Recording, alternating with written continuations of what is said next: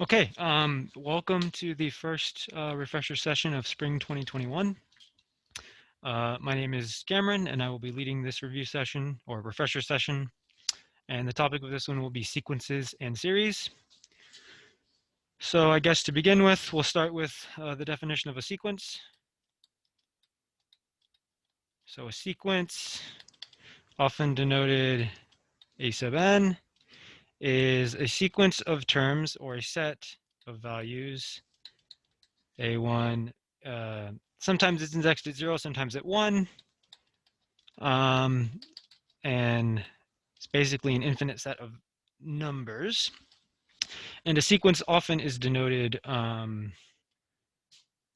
by the following. So for example, we might have a sequence A sub n is denoted n over n minus 1. And so usually, or let's say n over n plus 1 for this case. So for example, if we're starting with n at 1, the first term in this sequence might be 1/2. The next term might be 2 over 3, or will be 2 over 3, I should say. And then we'll have 3 over 4, 4 over 5, and so on. And so this is an example of a sequence of numbers where there's some trend and it's dependent on our parameter n. And a common type of question we might be asked when dealing with sequences is to identify a given sequence if we're sort of given the set of numbers. So for example, one question we might be asked is to determine the nth term in the following sequence.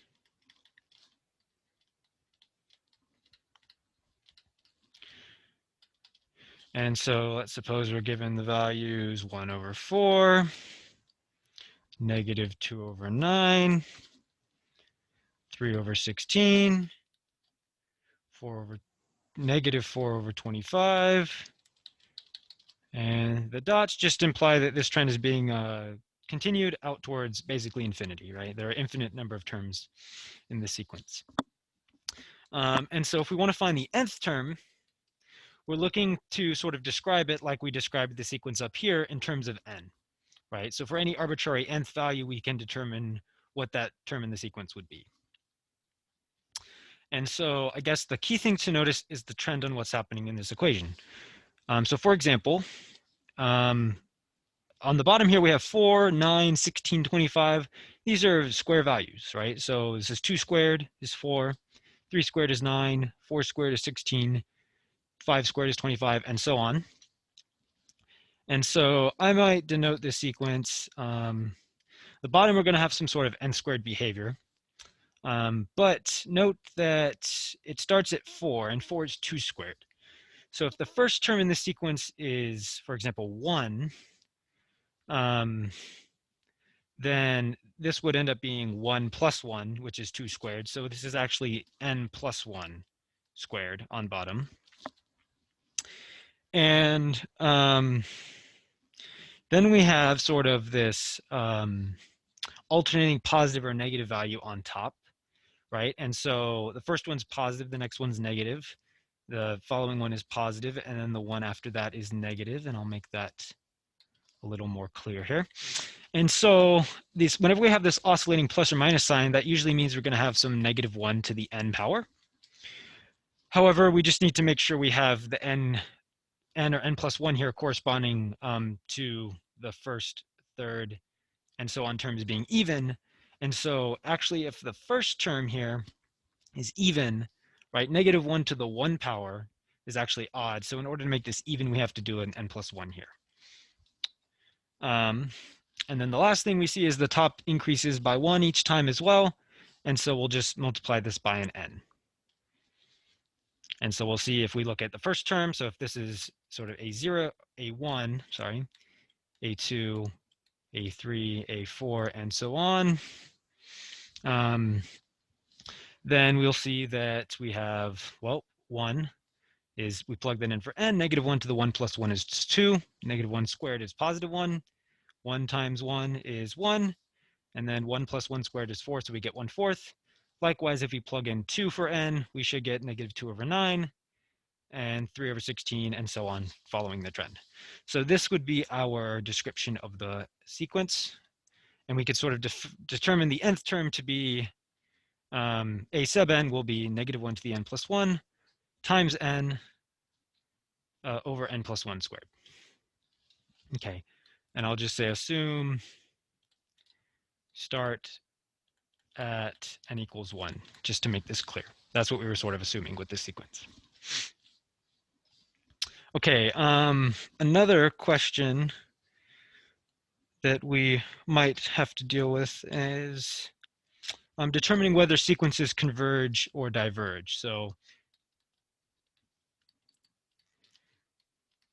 determine whether the following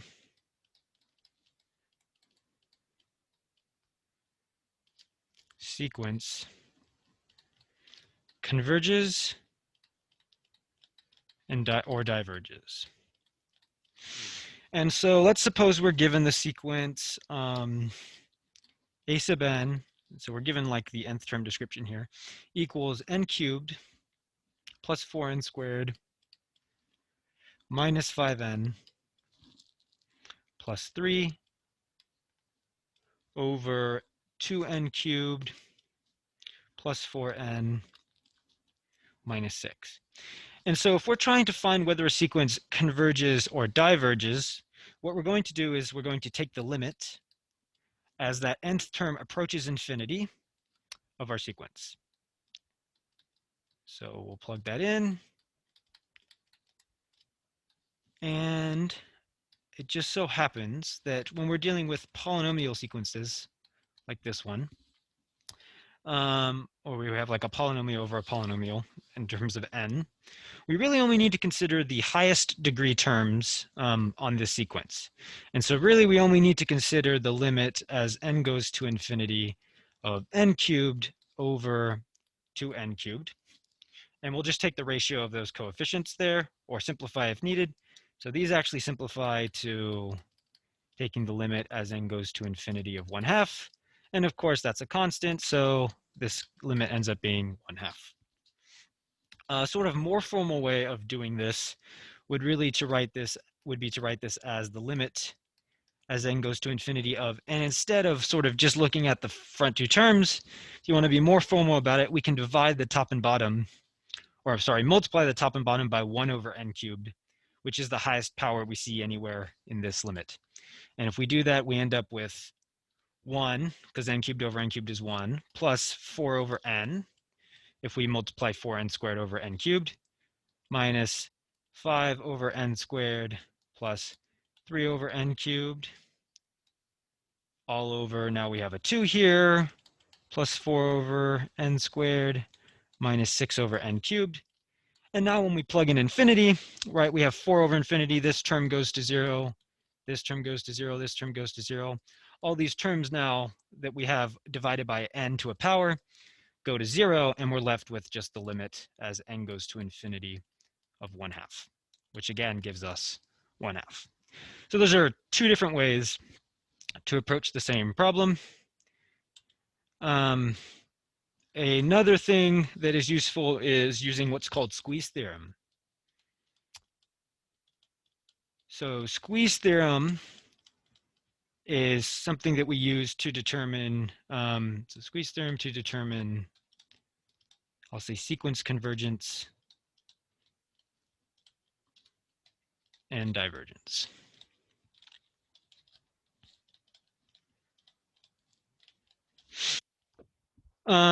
Okay, so squeeze theorem tells us in particular that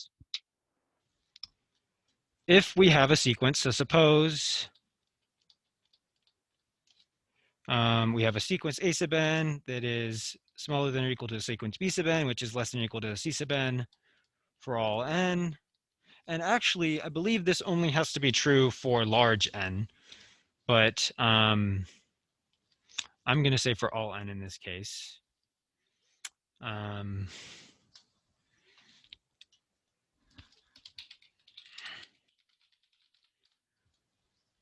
Mm-hmm. Yeah, this is for all n actually. So for all n in the, we'll say naturals, the natural numbers just denotes sort of 1 to infinity whole numbers, right? So that's all this notation here means. But suppose we have that one sequence is less than or equal to the other, and also suppose, so we'll suppose this and that the limit as n goes to infinity of a sub n equals the limit as n goes to infinity of c sub n. So if this is true, then the limit as n goes to infinity of our sequence trapped in between here, b sub n, is also equal to, oh, I should say, define this to be equal to some limit L. Then this limit of b sub n will also equal that same value. So if we have a sequence trapped between two and the limits of these endpoints both are L, then that middle sequence must also have the limit L. So when is that useful? Well, let's do an example. So let's use squeeze theorem. I'll just say ST for squeeze theorem to determine whether the following sequence converges or diverges.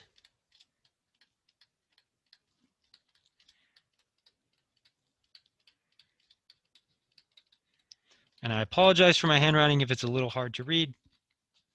I am writing on this tablet and it's not perfect. I haven't quite perfected how to use it like writing with a pen.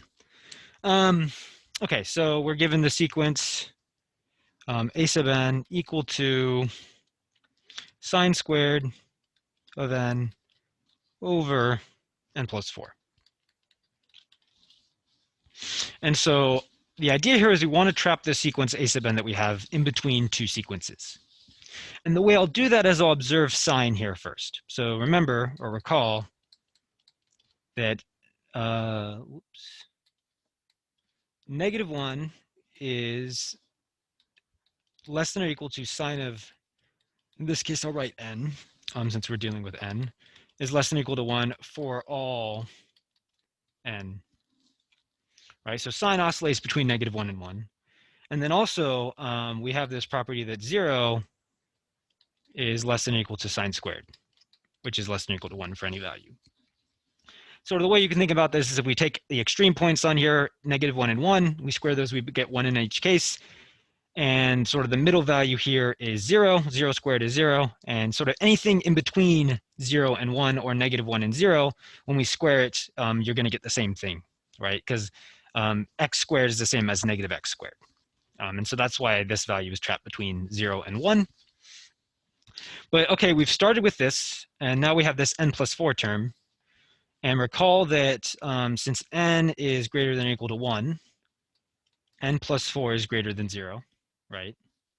In particular, it's greater than or equal to 5, but it's greater than 0. And so we can, then we can also say that 1 over n plus 4 is greater than 0, actually, because we have a positive value. 1 divided by a positive value will also give us something positive. And so we're going to multiply that into the denominator, or multiply 1 over n plus 4 to each of these terms. So if we multiply that by 0, we see we just get 0. But if we multiply it by the other terms, we get sine squared of n over n plus 4, and then we're left with 1 over n plus 4. And so now we're going to take the limit of these n terms. And so if we take the limit as n goes to infinity of 0, well, that's just 0. And if we take the limit as n goes to infinity of 1 over n plus 4, we'll observe that, I guess we could sort of divide by n on top and bottom, and we would get the limit as n goes to infinity of 1 over n over 1 plus 4 over n. And plugging in infinity, we see that we get a 0 on top, and this term goes to 0. So we get 0 over 1, which is indeed equal to 0. So we didn't get a 0 over 0, we actually got 0 over 1, which gave us 0. And since these are the same, so thus the limit as n goes to infinity of sine squared n over n plus 4 is equal to 0. So a sub n converges, and in particular, it converges to 0. Okay. Um,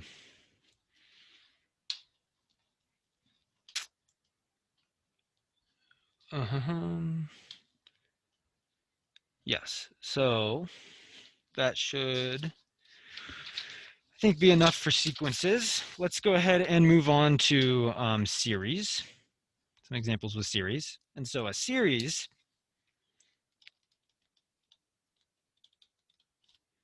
denoted with the sigma notation from n equals 0 to infinity. It doesn't actually have to start at 0. It can start at 1 or 2 or 3 or some other fixed value down here. But a series, or I should say an infinite series,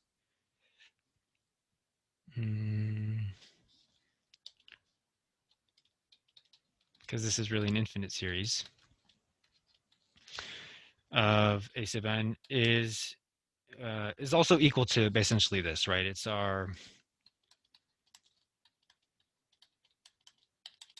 sort of the sum of each of these sequence values as we sum them, so we get a sub n goes to infinity. Sorry. So we have a0 plus a1 plus a2 all the way up to plus a1000, and we keep going up to infinity in an infinite series. We can also have series that have a fixed term. So a series, so we could sort of have n equals 0 to some capital N of a sub n, which is a0 plus a1 plus a2 plus all the way up to a sub capital N. And this is equal to what we often denote as S sub n. And this indicates a partial sum. So it's called a partial sum of our infinite series.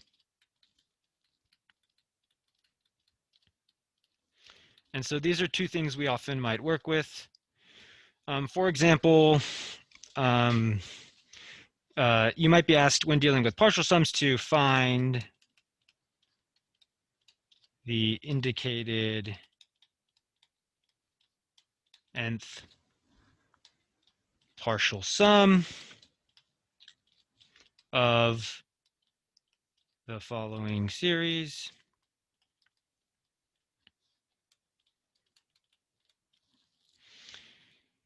So you might be given the series from n equals 0 to infinity of, let's just do n over n plus 1. Okay, so and n over n plus 1 is just our a sub n sequence, right? So we're summing up each of those terms. So this is the infinite series, and it says the nth partial sum. We want to find, I don't know, the fifth partial sum.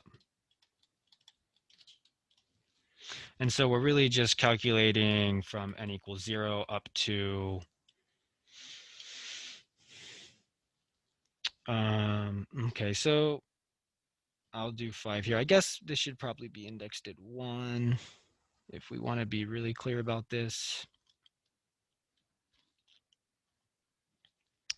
Yeah, okay, so corresponding to capital N equals 5, if we want to find sort of the first 5 terms in the sequence or series, if we're starting at 1, well, this will be 1/2 plus 2/3 plus 3/4 plus 4/5 plus 5/6. Right, so this would denote a partial sum is if we just sort of add all these up. And I suppose we can go ahead and do that.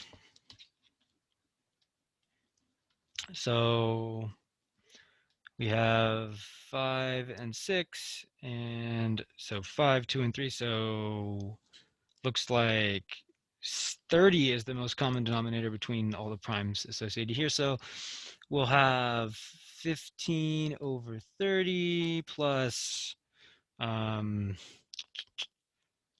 over 30 is 2/3 plus, oh wait, that's a 4, so that doesn't work. Bummer. So it actually has to be 60. So we'll go ahead and sum these up. So 30 over 60 plus 40 over 60 plus 45 over 60 plus 4/5 of 60 is 48, I believe. Did I do that right? So 12 times 5 is 60. So 12 times 4 is 48. Yeah, okay. And then 5 times 60 would give us, 5/6 would give us 50 over 60, I believe. Okay. Yes. 40. Okay. And so if we sum these up, I'm getting, so 50 plus 30 is 80, plus 40 is 120, plus 45 is 165, plus 48 is 213, I believe, over 60. I might have made a slight mistake here, but I'm just gonna leave that as so. What did I just do? There we go. And so that would be our final answer. So that would be the sort of a partial sum that we could compute, and they could really pick any number for the upper bound. All that means is just sum up the first n terms there. But when we're talking about infinite series, in particular with the upper bound being infinity, we are often concerned with whether or not, if we sum up all these terms, does that converge to some value? So does it approach and eventually reach some finite value? Or does it diverge and sort of go off to infinity, right? It never converges to some fixed value. And so there's a couple ways that we can test. So testing series for convergence and divergence. And so there's a number of tests that we have in order to do this. And I think we can go over some of those. So we have the ratio test. We have the root test. We have the alternating series test. The comparison test. The limit comparison test.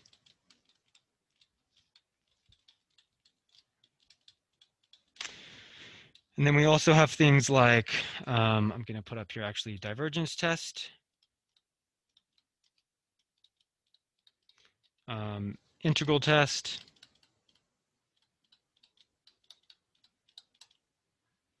and I guess there's sort of the noticing what we call a p-series.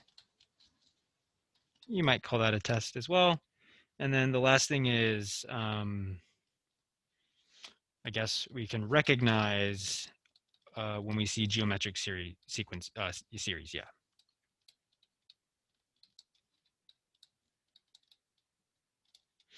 And the reason I sort of say recognize a geometric series is because if we have a geometric series, there is actually a quick way of telling whether or not it converges or diverges. And this is also the only sort of common type of series that we know what it actually converges to whenever we have a geometric series. And so I guess we'll start with the geometric series, and then we'll do sort of some of these tests for convergence or divergence for other series. So the geometric series, you're often, you have a series sort of this following form. So it's either indexed starting at 0 or 1.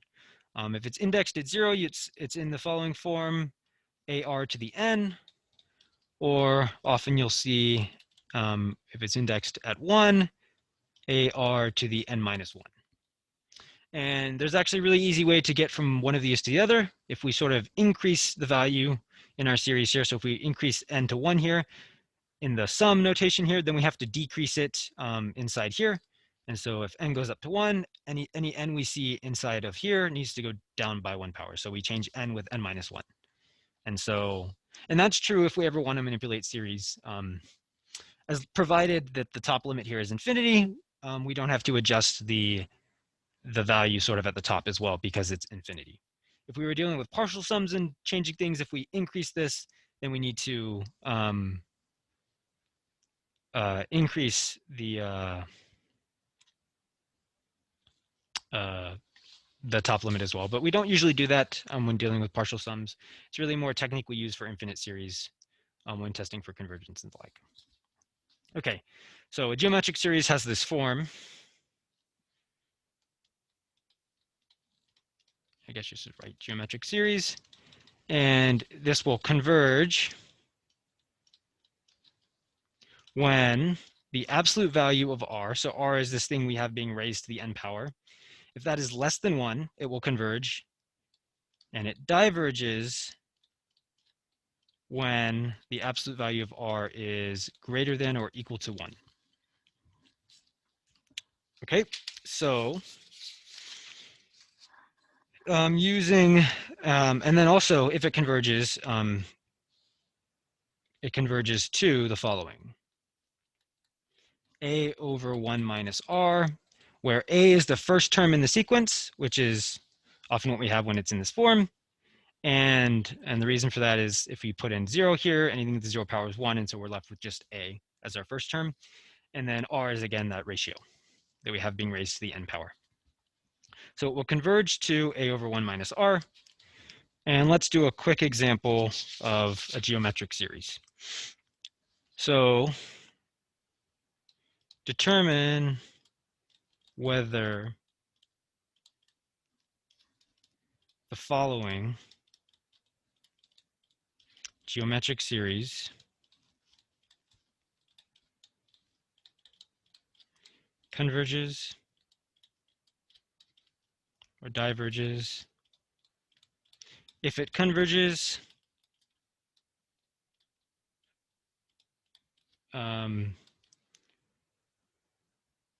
what does it converge? I guess is a way of asking this.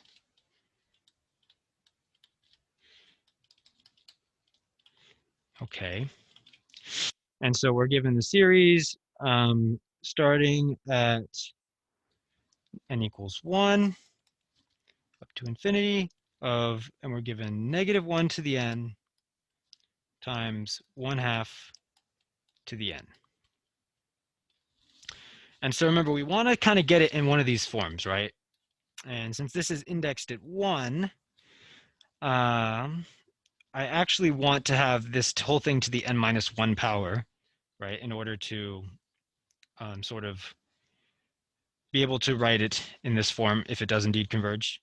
And so the first thing I'm going to do before I even try and do that is I'm actually going to combine these first two parts because we have -1 to the n power and we have 1/2 to the n power. We can always combine things that are raised to the same power by multiplying them, right? So if a is to the n and b is to the n, then a times b will also be to the n equivalently, or those are equal. So this is actually equal to the series from 1 to infinity of -1 over 2, or -1/2 to the n power. Okay, and so from here we can see that we have it to the n power, and since it's indexed at 1, we would really like this to be at n minus 1, and so what I like to do is I'll just pull one of those out. And so we'll have -1/2 times -1/2 to the n minus 1. And again, right, if we combine them, we have something to the 1 power, to the n minus 1 power, and these are the same base. So if we have x to the 2 times x to the 3, right, we add their exponents and we get x to the 5th. It's no different here, where if we have this to the 1 power, to the n minus 1 power, we combine them so that it's to the n power. And so again, that's a legal operation. Now we have this sort of in the following form, where a is -1/2 and r is -1/2. And so the absolute value of -1/2 is 1/2. That is indeed less than 1. And so this will converge, and it will converge to, remember, a is the first term, so that's -1/2 over 1 minus, r here is -1/2, which is -1/2 over 3/2. So 1 minus -1/2 is plus +1/2, so that's 3/2. And so this whole thing should give us -1/3, I believe, as what it converges to. Okay. And so another example that we might see is the following. So this one's a little bit more complicated. Again, this is another geometric series. So this one we're indexed at 2 to infinity. We have 5 to the k plus 1 over 6 times 2 to the 2k minus 3. And we want to determine whether this converges or diverges. And so actually, this is a geometric series. It doesn't quite look like it, but we can manipulate this to eventually show that it is indeed a geometric series. And so the first thing I'm going to do here is I'm going to sort of rewrite this as our series from 2 to infinity of 5 times 5 to the k. I'm just pulling out a 5 on top. And then we have 6 times 2 to the 2k, and then times 2 to the negative 3. So I'm just splitting up the 2 in the power here, or the power on 2.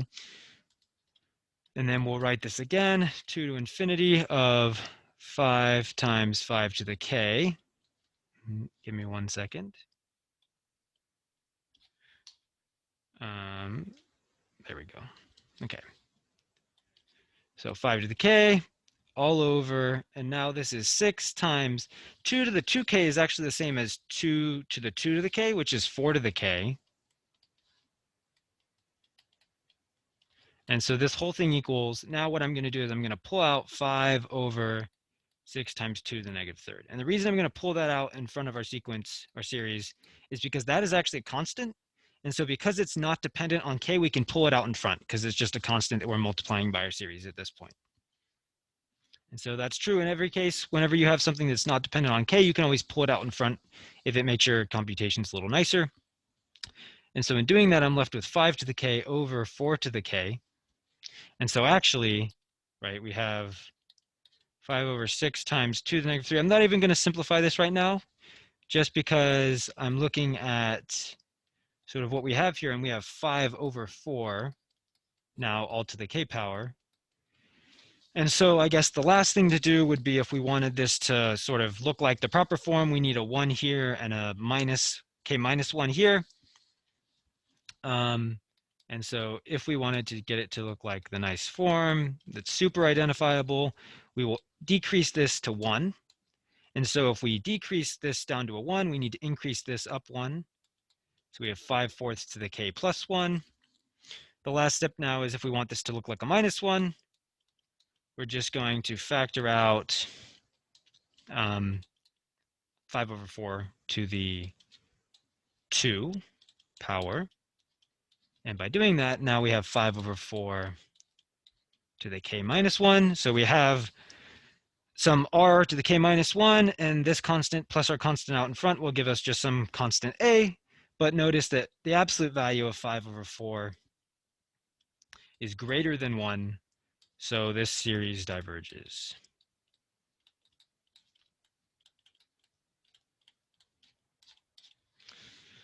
So again, all I did was do a lot of manipulation until we see it's geometric, and with r greater than 1. Absolute value of r greater than 1. Okay.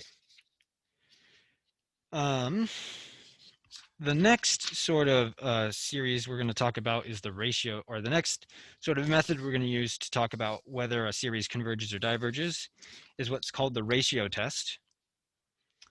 And so the ratio test, this can sort of be identified when you have factorials mixed with like n as a base, n to like a power of 3 or 4 or something like that, or when you see n in the power, so you have like 2 to the n, or some fixed value to the n power, and any combination of like those together. The dead giveaway is kind of the factorial, because the ratio test gives us a really nice way of sort of getting rid of that factorial. And so the ratio test says that if the ratio of your n plus 1th term and your nth term is, if you take the limit of those and you get something less than 1, it's absolutely convergent. If it's greater than 1, it's divergent. And if it's equal 1, you can't quite tell. You might have to use a different test.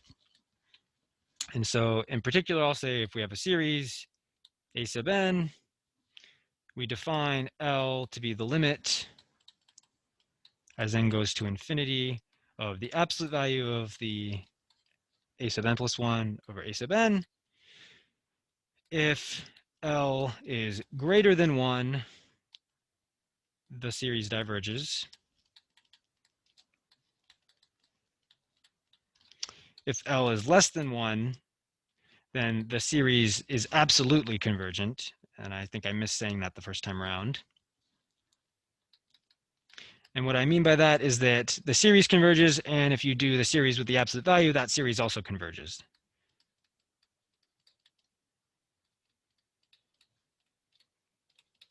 Okay, so I'm gonna give some space. And L equal to 1 cannot be determined by this test in particular. You might have to use a different test. Okay, so all you're doing is you want to make sure that you don't get 1 when you do this. And that's why any combination of factorials or n to a power of n or n to some power, those combinations usually don't result in getting 1. And so that's sort of when I would use this test. And so let's just do a quick example so you might see what I'm talking about. So if we do the series from n equals 0 to infinity of n squared over 2n minus 1 factorial, and we want to determine whether this series is convergent or divergent, we'll use the ratio test. And so this a sub n plus 1, all that means is everywhere we see an n, we're going to replace it with n plus 1.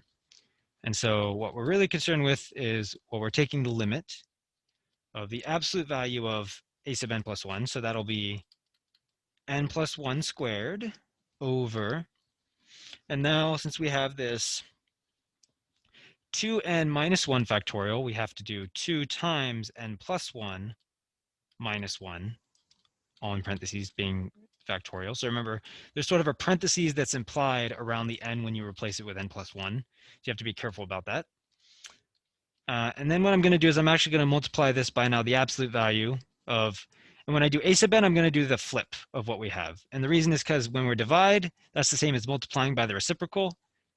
And so I'm going to write this instead, because this is the same as if we were dividing by the reciprocal of what I wrote here. So if we're computing this limit, right, that's what L is. We're trying to find whether this limit is positive, or I'm sorry, greater than 1, less than 1, or equal to 1. And really, we want it to not be equal to 1. Otherwise, we have to try a different test. And so we'll do this. And the first thing we should note is that we sort of absolute values around everything. And one thing I'm going to do is I'm actually going to simplify a little bit. So we have n plus 1 squared, 2n minus 1 factorial, and then this bottom here, we have 2 times n plus 1. That's 2n plus 2 when we factor the 2 minus 1. So this is actually 2n plus 1 factorial, and then times n squared on bottom. So I just simplified this term and multiplied everything across. And let's not forget our limit notation. That's important.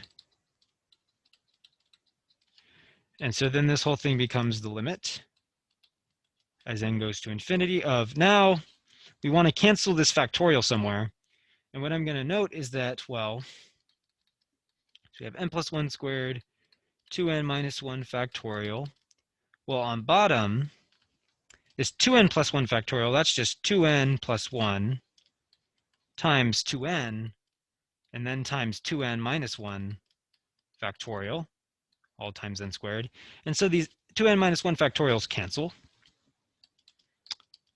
And so we're left with the limit as n goes to infinity of the absolute value of n plus 1 squared time or over, let's see, so we have n squared, and then we have 2n plus 1 times 2n.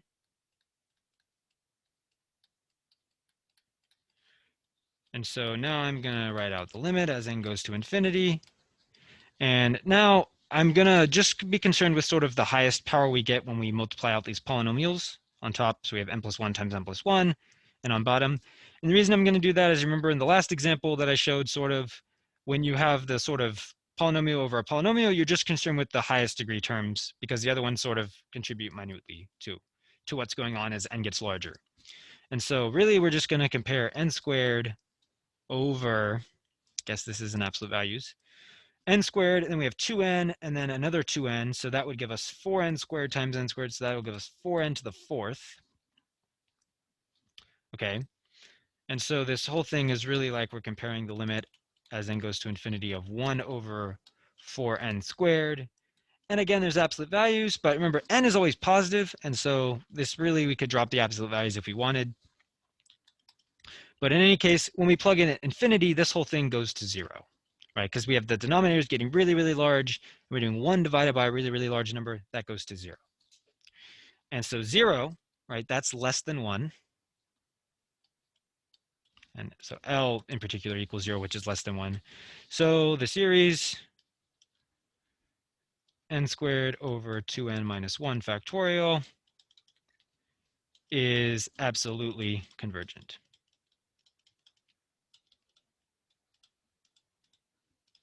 Okay. So then I'll do another example of another common test, which is the comparison test. And so the comparison test, when we do these, essentially what we're doing is we want to show, so if we have a series, so I'll say comparison test. So for the comparison test, if we're given some series, a sub n, and we have, let's just say we have two series, a sub n and b sub n, and I'm going to ignore the notations here just because they can be indexed at sort of different things. Well, if the, so if we find that, let's see, so I'll just say for series a sub n and a series b sub n, if a sub n is greater than b sub n, and I believe this is for large n, no, for all n, actually. So if a sub n is greater than b sub n, greater than or equal to, I should say, for all n, and in particular, a sub n and b sub n are greater than or equal to 0 for all n. So what this really means is that we have a series of positive terms. So they both have to contain strictly positive terms, positive, or they technically could be 0, but non-negative terms, right? So each term in the sequence a sub n and the sequence b sub n is positive or equal to 0 for all n. And we have that one sequence is greater than the other one for all n. Then the following is true. So then if the series a sub n is convergent, then so is the series b sub n. So we basically have, if we have some positive, if a sub n is greater than b sub n and the series of a sub n converges, then this other series that is collected of terms that are always smaller than the other one must also converge, is what we're saying.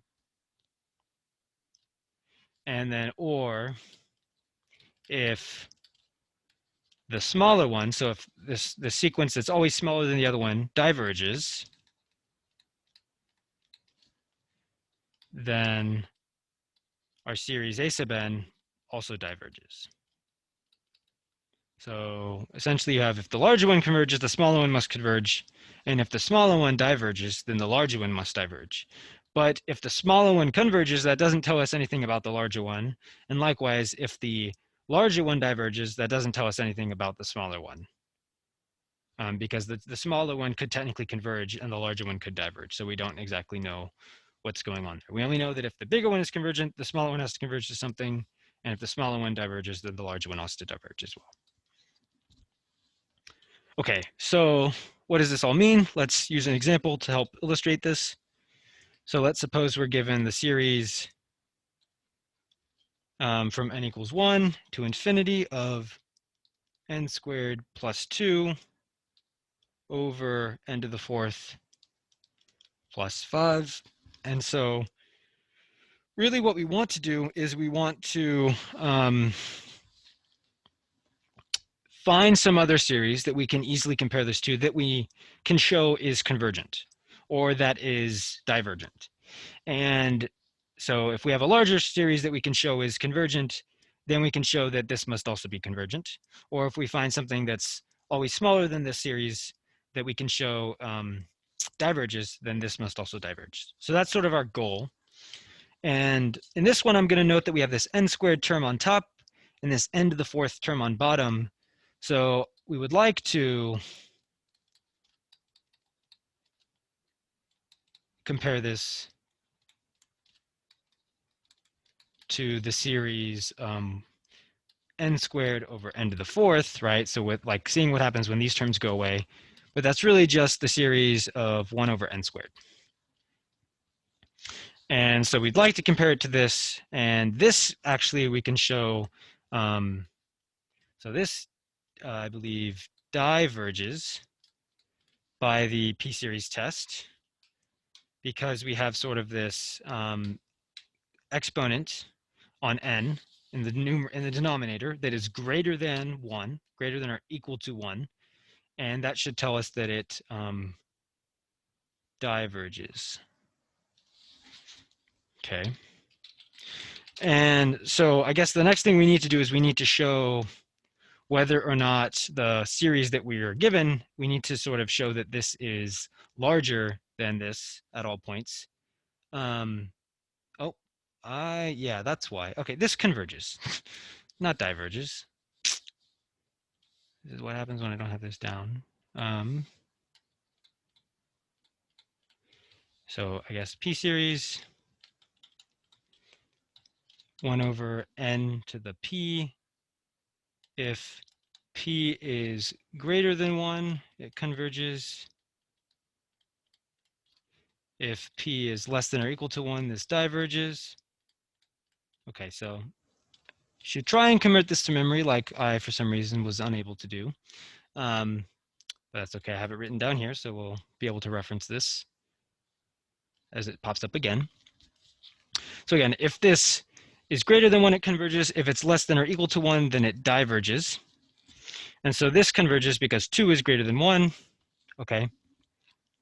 I guess this is a test. And so now we need to compare this series to the one that we gave. So I guess what I would note is that, so essentially we want to show that 1 over n squared is less than n squared plus 2 over n to the fourth plus 5.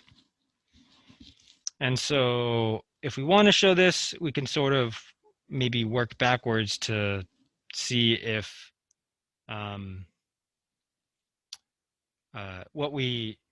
so there's a couple ways that we could do this. We could either work forwards to get here, or we could sort of try and work backwards from here to start with something that is well known. Although I think the best thing to do would probably be to sort of use a string of comparisons to do this. So one thing I would note is that n squared plus 2 is greater than n squared. And so we have this sort of comparison. And then also on the side, you can show that n to the fourth is less than n to the fourth plus 5. So 1 over n to the fourth is greater than 1 over n to the fourth plus 5. And so if we sort of multiplied, and also these are both positive because n is always positive. And so if we multiply 1 over n to the fourth plus 5 to both of these, we could see that n squared plus 2 over n to the fourth plus 5, so that's positive, should be greater than n squared over n to the fourth plus 5. And so now we want to sort of compare this to, okay, so we have this comparison.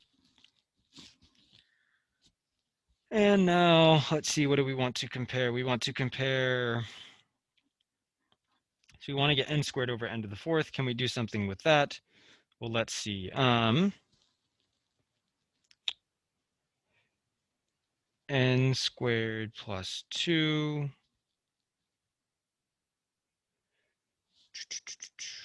Actually, what's the best way to do this? So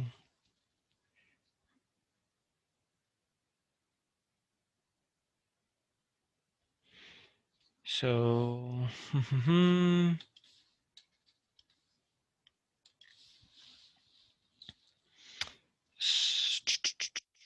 n squared over n to the fourth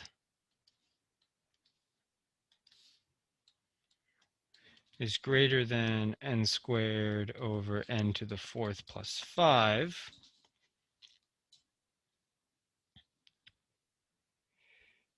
Okay, so that doesn't directly compare it to this one. So we have that comparison, but then we have, what's the combination we're missing? We have n squared and n to the fourth plus 5. We have n, so we need n to the fourth and n squared plus 2 probably to,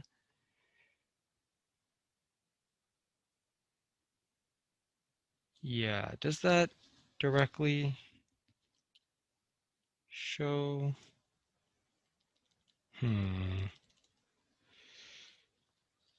I guess this should be n to the fourth here, and this should be n squared.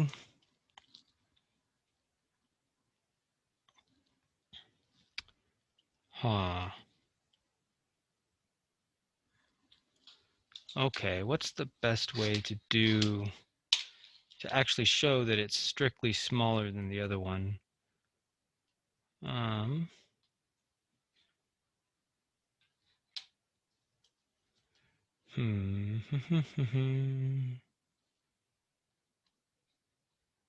um, let me see, what did I do here?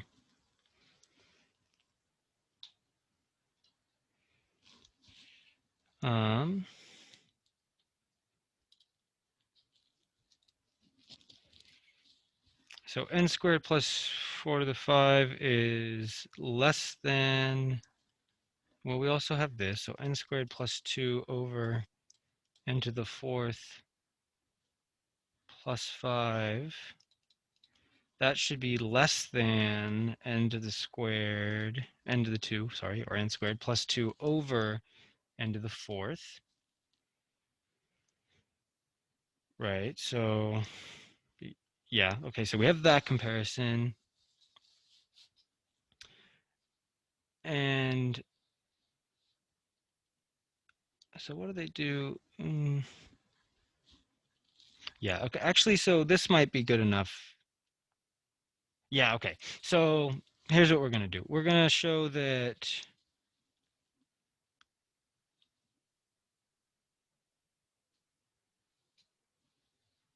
does that work? Yeah, okay. So rather than showing, sort of comparing it to 1 over n squared, we're going to use this at some point, but this isn't as easy to show. So if we use something like this, we can actually take that series from n equals 1 to infinity of n squared plus 2 over n to the fourth, and we can split this up into two different series, n squared over n to the fourth, plus the series of 2 over n to the fourth. And in both of these cases, right, this is 1 over n squared, and this is equal to, I guess we could factor that 2 out in front, 1 over n to the fourth. Both of these converge.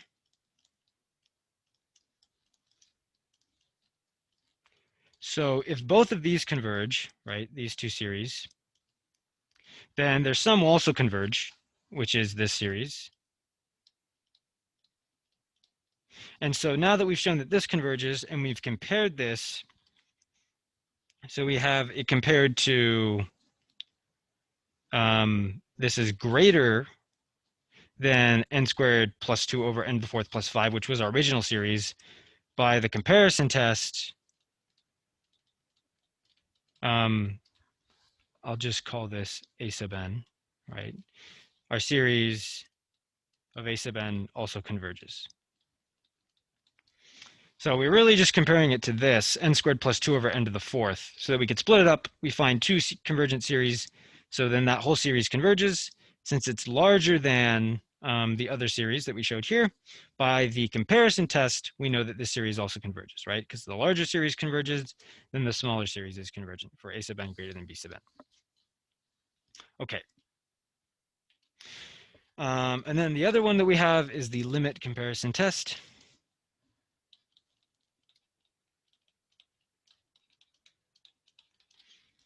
So for the limit comparison test, we're only really concerned with the limit. So suppose we have two series, a sub n and a series b sub n, where again, they're positive terms. So a sub n and b sub n are greater than or equal to 0 for all n. And we're going to sort of define, I guess, we're going to take the limit as n goes to infinity, and we're going to do the ratio. We're just going to do a sub n over b sub n. Sort of a, and it actually doesn't matter which one we could do. You could do b sub n over a sub n. It doesn't actually matter. The whole point here is we're going to find this limit. So calling it c, you could call it L like I did in the other one, but it's just going to be some fixed value, hopefully. And if, so compute c equal to this limit, if so if you have like 0 is less than c is less than infinity. So in other words, you have some finite value that's positive. So the only condition is you have to get some limit that's not infinity that's also positive. Then one of two things happens. Then either both the series of a sub n and b sub n converge, or both diverge. And so what you need to know, like in the other case for the comparison test, is you just need to know one of these that converges. So usually the series that you're testing, you won't know whether it converges or diverges. But if you take some other series sort of similar to it that you know to converge or diverge, and you take their limit and it obeys this property, then if that series b sub n converged, then a sub n will also converge. Or if this one diverged, then a sub n will also diverge, or the series. So let's just put that into practice. Let's say we're given the series n equals 2 to infinity of 4n squared plus n over, we'll do the cube root of n to the 7th plus n cubed. And so for this one, I just want to sort of see the behavior with the highest terms, and I want to compare this to a series that sort of just deals with those higher terms. And if I know that series converges, then I can show that if this limit gives me some finite positive value, then the given series will also converge. And so what I'm going to do here is I'm going to compare with the series I want to use is, looks like we're going to have, the term is, we have n squared on top, and then we have, I guess, 4n squared on top. The highest term and bottom here is going to be n to like the 7 over 3. And that sort of simplifies down to 4 over 2 is 4/3. So n to the,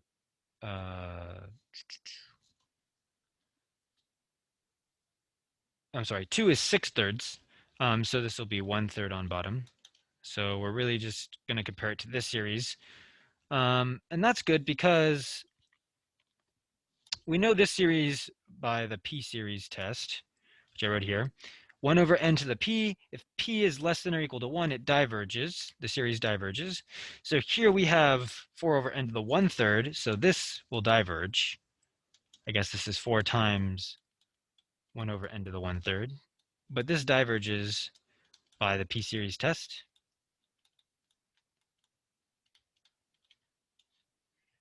Right? And so if we take our limit, we get something finite. We know that this series will also diverge.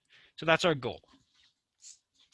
So let's go ahead and compute this limit. So we're going to take the limit as n goes to infinity of a sub n is, I guess we'll just do this series. So 4n squared plus n over the cube root of n to the 7th plus n cubed all over, and this series we said was, I guess, 4 over n to the 1/3, which that all simplifies to, right, the limit as n goes to infinity. We're going to multiply by the reciprocal of this denominator. So 4n squared plus n times n to the 1/2 is going to be 4n to the 3/2, not 3 over n, 3/2, plus n to the 3/2. That's what I have on top when I multiply by the reciprocal. And then we just have this 4 on bottom times the cube root of n to the 7th plus n cubed.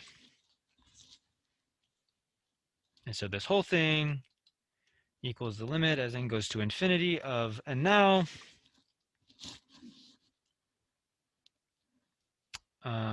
hold on. I made a slight mistake here. 2 is 4/2, and so this should be a 5/2 here, not 3/2. Otherwise, these would be combined. So I did make a slight mistake, just had to fix that. But if we go in here, again, if we just sort of consider the highest term here, we have this 4n to the 5/2, and then we have this 4n to the 7/3, right? So again, I just sort of was looked at, if you sort of raise this whole thing to the 1/3 power, obviously there's going to be some other terms in here, but the leading term will be to the 7/3 power, and that's all that we're really concerned with, is the highest term. The 4's cancel, so let's just do that. Take the limit as n goes to infinity of, and now this is n to the 5/2 over n to the 7/3. And I guess the next step is to sort of,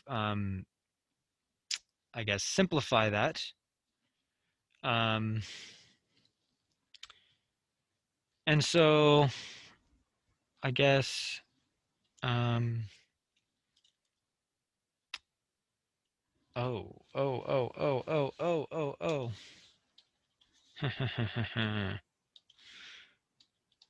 That's why this made so little sense. That's what I did there. I need to fix this. This should be 7/3 as well. So like, this seemed a little weird. That's not what I did earlier. 1/3 on top, we have 6/3, 1/3, 7/3, 4/3. These should match up. So this whole thing should be, yeah. So this should give us 1, I believe. Again, that was actually supposed to be 7/3. The ratio of this is 1. Of 1 equals 1. So, and 0 is less than 1 is less than infinity. So by the limit comparison test, our series, I'll call this C sub n, our original series, also diverges. And again, remember that's because the series we compared it to diverged. Yeah, so actually I realized that we didn't actually have to keep this 4 in here. We could have just done the series 1 over n to the 1/3, although that doesn't really affect the overall value because they did cancel when we went through the process. So they both would work. Again, you just need to pick some series that you know to diverge. And if the limit is finite and positive, this method should work. Okay. So again, that's the idea behind the limit comparison test.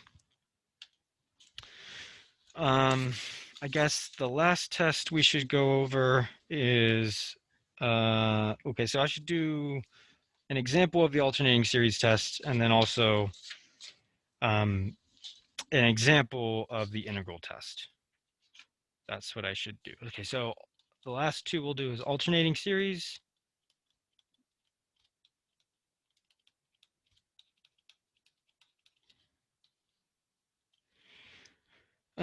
For an alternating series test, you sort of have a series of this form. So I'll just give this an index. We have some -1 to the n times the series, a sub n, or sometimes I think the book says you could have it in this form as well. -1 to the n plus 1 times, a series, a sub n. Intuitively, this doesn't really matter because we still have the same sort of oscillating -1 and +1 on each term, right? It's sort of your index really determines whether it's positive or negative, whether it's an even or odd index, depending on this behavior. So we have a series of this form. So a series in the form, okay. And so the idea with the test is that if your series or your sequence a sub n is decreasing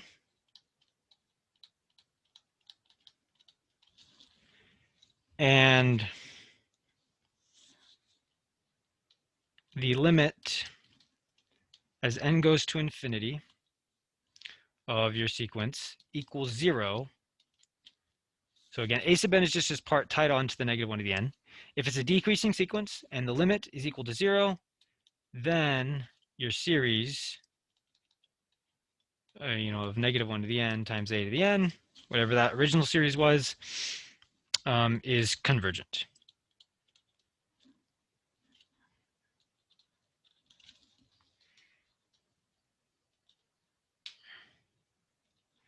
Okay. So again, we just need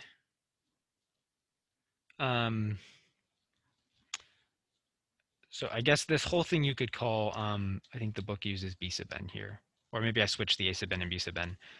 But to denote your overall series, right, converges if the series, or the part that doesn't have the -1 to the n is decreasing and the limit of it is equal to 0. So a classic example of where we use the alternating series test is with the alternating harmonic series. And I'll explain what I mean by that in a second. So it's the series -1 to the n plus 1 over n. And so this is like an alternating version of what we used to call what we call the harmonic series. And I think the book should go through and prove this, but this is a series that is known to diverge. So the series 1 over n actually diverges, and it diverges by the p-test actually, because the power on n is 1. So by the p-series test, this actually diverges. But that's a classic example of a divergent series, and this alternating version of it actually is known to converge. And we're going to prove it using this alternating series test. So note that a sub n here is, I guess, 1 over n, right? The part that doesn't have the -1 to the n. And 1 over n is decreasing, and the reason I can show this is I essentially need to show that a sub n plus 1 is less than a sub n. So the next term in the sequence should be smaller than the previous term in order for it to decrease. And if the series is 1 over n, I need to show that 1 over n plus 1 is less than 1 over n. And that's true. So this is true because, so n is less than n plus 1. And then taking reciprocals,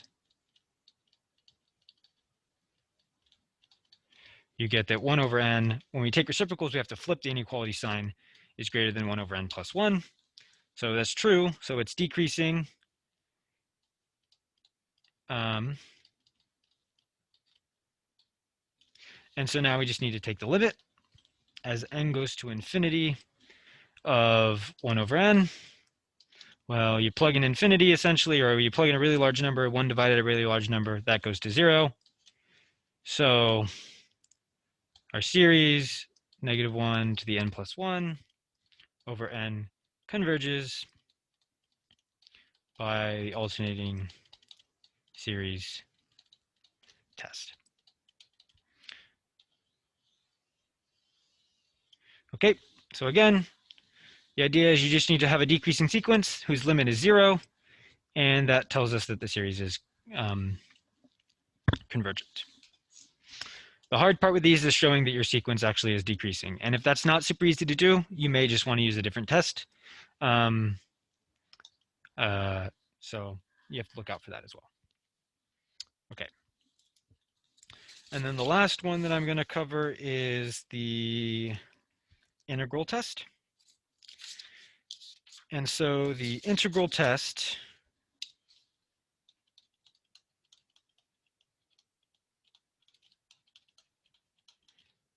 tells us, let me go to my notes here.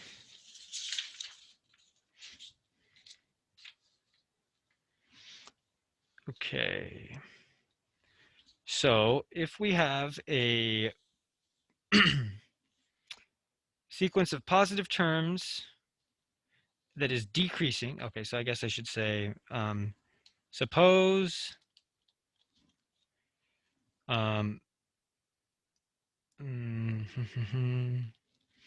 we have, I guess they use x. So f of x is it's continuous and decreasing function on a specific interval. I think, and k, the reason we say k is that's just wherever the index is for the series. And also suppose this, and suppose that f of n is essentially our sequence a sub n. Then we say if the integral from k to infinity of f of x dx converges, or is convergent, I should say, so you get some finite value,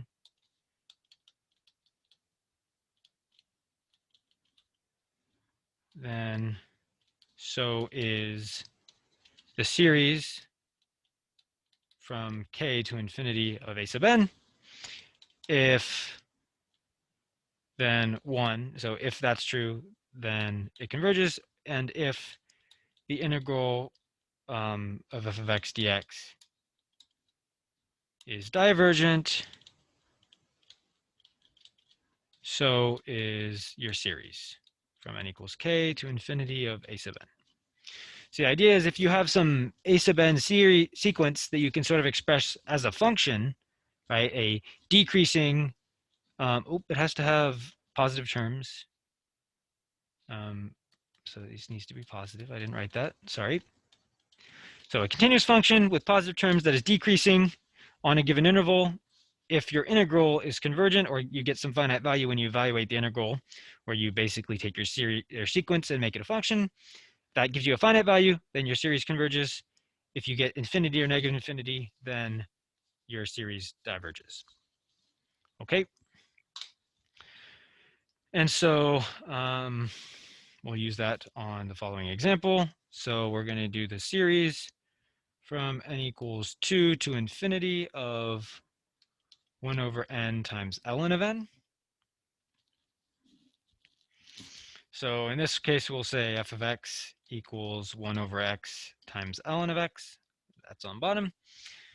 And so this is indeed well, this is always going to be positive because we're sort of, I guess what we're trying to evaluate is this integral, right? From 2 to infinity of 1 over x ln x dx, right?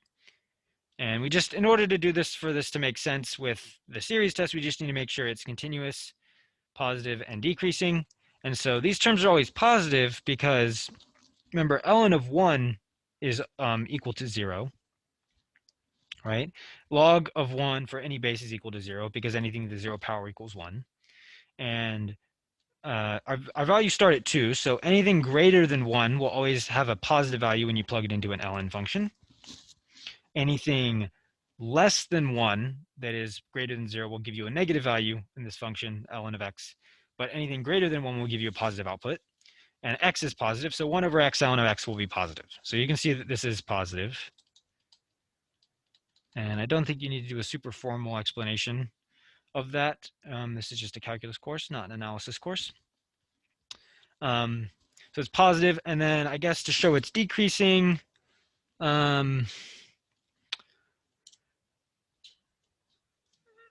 If it, as x increases, right, you can sort of see that ln of x, so ln of x is a function that looks sort of like this.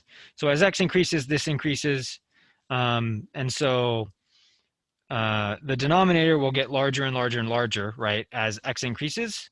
And so 1 over that value will get smaller and smaller and smaller. And so this is decreasing. And again, on the values, the intervals that we have, this is also continuous, right? Because ln is defined for all values that are greater than 0, right? And we're starting at 2, so this should always have an output. Again, 1 over x is defined for all values that aren't 0. Again, 0 is nowhere in our domain on our interval that we're considering, right? We're considering from 2 to infinity. So this is also continuous. And so you can sort of just check, graphically that is this positive, decreasing, continuous? Yes. Now let's evaluate this integral then. So we're doing the integral from 2 to infinity of 1 over x ln of x. In order to solve this, I would probably use a u substitution. So set u equal to ln of x, du equals 1 over x dx. So then we integrate. So technically we're integrating from 2 to infinity of 1 over u now, because the 1 over x dx becomes du, 1 over u du. And we need to be careful here because we have an improper integral. And so really we need to take the limit as t goes to infinity of the integral of 2 to t times 1 over u du. And I'm not going to switch my bounds in this integral. What I'm going to do is I'm going to do the antiderivative and then plug back in u and then use these bounds. Right? So you can either change your bounds and then you don't have to plug back in what u is, or you can change your bounds and then you don't have to worry about plugging back in what u is. Either of those methods work when you do u substitution.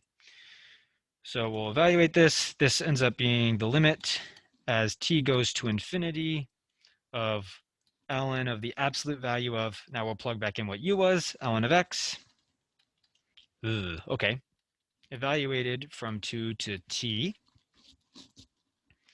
Right, this is a definite integral, so we don't have to do any plus c here. And so now we can sort of think of as t goes to infinity, ln of infinity gets infinitely large. That grows in size, and then we take the ln of that, we also get something that's basically infinite. Minus ln of 2, ln of 2. Well, again, ln of 2 is positive, so ln of that will give us something relatively, I mean, it has some value, but this is significantly smaller than ln of infinity, which blows up. And so this whole thing actually should go to infinity. I guess technically, if we want to be formal about it, we should write the following. This is the limit as t goes to infinity of ln of t minus ln of 2, which this whole thing equals infinity, like we said, via our explanation. So integral diverges. Hence, the series 1 over n ln n diverges by the integral test. So again, for the integral test, you need a positive, continuous, decreasing function that you can create from your series or your sequence, a sub n, that you're taking the series of or the sum of. And if you take that integral from 2 to infinity or whatever your index is down here, you get something finite, then your series will converge. If you get infinity in this integral, then your series will diverge. Okay. So that was pretty much all the tests. I discussed p-series integral ratio. Okay, root test is the only other one that I should probably do a quick example of. I'll do one example of this just to see where it's used. This doesn't always come up in every class, but I think it's useful. So the root test is if you have a series kind of the form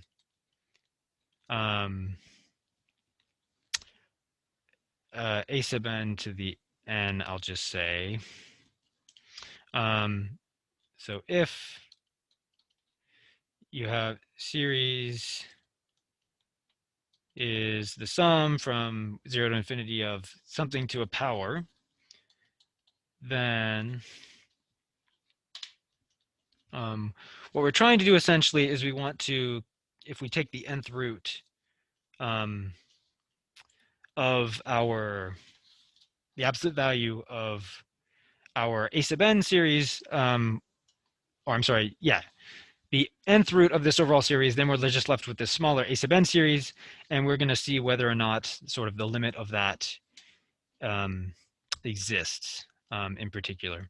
So I guess then for, I guess I'll say L equal to this limit. So the limit as n goes to infinity of taking the nth root of the absolute value of a sub n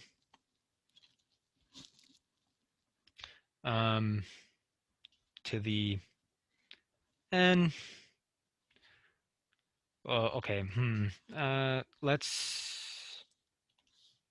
I'll denote this a little bit better. We'll just say this whole thing is a sub n though. So whatever our term is here, the idea is if we can take the limit of the nth root of the absolute value of a sub n, which is just the limit as n goes to infinity of the absolute value of a sub n to the 1 over n, if we take this limit, and this is similar to the ratio test, if L is less than 1, the series is absolutely convergent.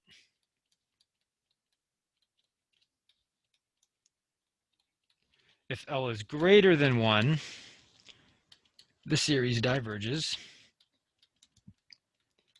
And if L is equal to 1, you sort of cannot determine by this test what's going on. Okay, so let's see where this is sort of super applicable. So let's suppose that we're given the following series. So let's suppose we're given the series from n equals 1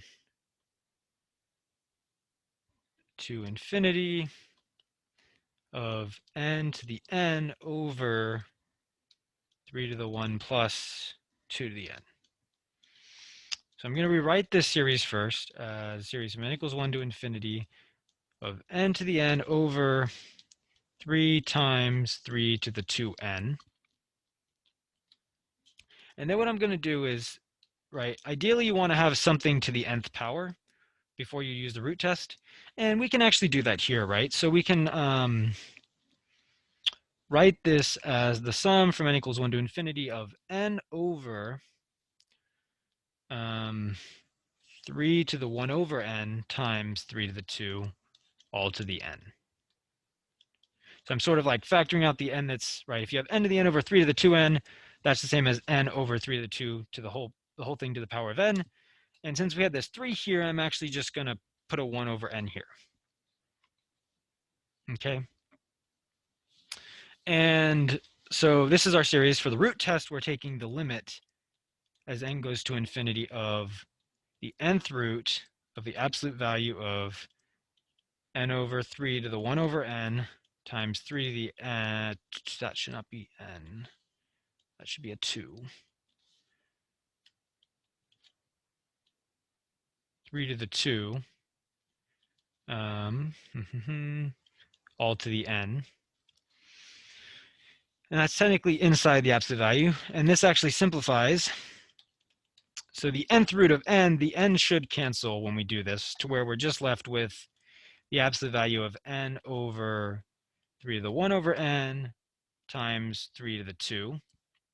And given that n is always positive and this is increasing, we could sort of drop the absolute value here because it's the same. So this is just really n over 3 to the 1 over n, not 2, 1 over n times, and this is, I guess, times 9, right? 3 over 2 is 9. Okay, so then now the last step is sort of, if we plugged in infinity here, well, what's going on here? Well, the top actually goes off to infinity, but in the bottom here, now that we factored out this n, anything to the 1 over n, that goes up to 0. So 3 to the 0 is just 1. Then we have 1 times the 9. So this is like infinity over 9, which is really just infinity, which is greater than 1, right? So it's some really large number, greater than 1. So this series actually diverges.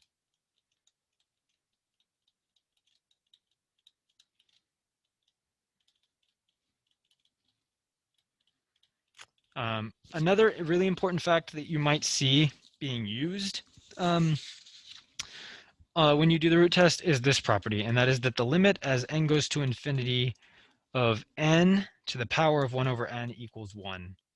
For some of these examples, I think the book illustrates that this is important because you sort of need this in order to evaluate the limits. You need to know this. And like I said, this test isn't always covered in every 182 class, so you may be seeing it or not seeing it when you're tutoring or when you take the course. But just know that this is a test that you might have to use sometimes because some students do see it. Okay. And then the last thing, I guess, is sort of the divergence test, if you want to talk about that. And I guess that really just goes to understanding that if so for a series a sub n, if the limit as n goes to infinity of a sub n is not equal to 0, then the series diverges. And this actually is derived from the fact that a convergent series, so if a series converges, it follows the property that the limit as n goes to infinity of a sub n should equal 0, right? And the way you can sort of think of this is that if this sum does converge to some value, as we get far enough out in this sequence, right, as n gets larger and larger, the tail end of the sequence, each of those terms should get closer and closer to 0 because they're contributing less and less to the overall sum value. So if it converges, this limit should equal 0, but the converse of this is not true. And the classic example of that was the harmonic series that we just showed, where series 1 over n diverges.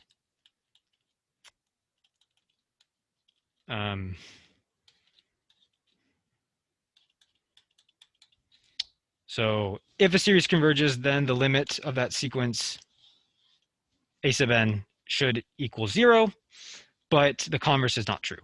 And sort of the contrapositive or the flip statement of the series converging, meaning that the limit is equal to 0, is that if the limit is not equal to 0, the series does not converge, hence it diverges. And so they're sort of derived for one another. But the idea here is this is a quick thing you can test. If you see a series and you look like, this limit doesn't look like 0, you can quickly compute the limit of the a sub n term or the sequence. If it's not 0, then it diverges and you don't have to do any of the other tests. So this should be like the first thing you sort of try and do. And then if it has some factorials, maybe try the root test. If it's got a negative 1 at the end, you can use alternating series test. And you can sort of test other ones depending on, if it looks geometric, try and put it in a geometric series form and see if it converges or diverges. There's a couple things you can sort of do with that, but this is sort of the first step you should always just check really quickly. But other than that, I think I covered just about everything. Not go over power series in this one just because I want to make sure I went through enough material. But hopefully this is a good refresher for those of you that sequences are coming up in classes, and so sequences and series. And so hopefully this gives you a little bit of an idea of what you might encounter. And a good reference in case you want to study more of this, in case you come up seeing this with tutoring, or if you're a student and you're watching this, is to go to Paul's online math notes. He's a professor from Lamar University in Texas, I believe, who has really good material on Calc 1, Calc 2, Calc 3 sort of things. So it's a good place to refresh your skills as well. So thank you for watching, and have a good rest of your semester.